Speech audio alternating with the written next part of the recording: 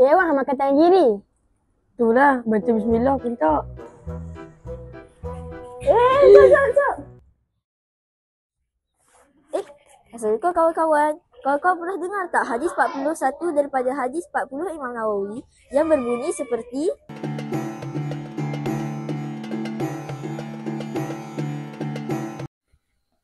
An Abi Muhammad Abdullah bin Amr bin Aus radhiyallahu anhuma qala Rasulullah sallallahu alaihi wasallam la yu'minu ahadukum hatta yakuna hawahu tab'an lima ji'tu bih.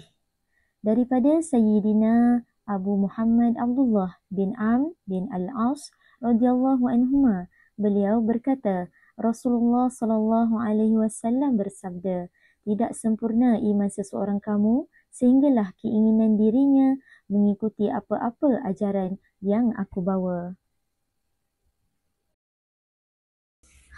Hadis ini menceritakan tentang keutamaan sunnah Nabi. Jom kita tengok contoh sunnah Nabi yang boleh kita amalkan.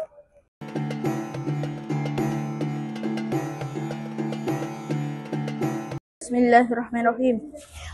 Ini baru betul. Nak sikit. Jangan lupa baca bismillah tau.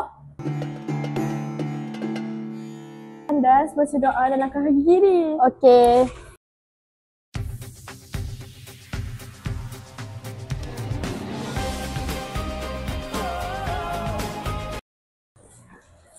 Kawan-kawan, itu adalah contoh sunnah-sunnah Nabi yang boleh kita amalkan.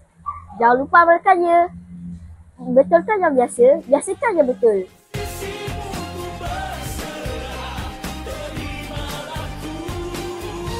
Hambamu Allah.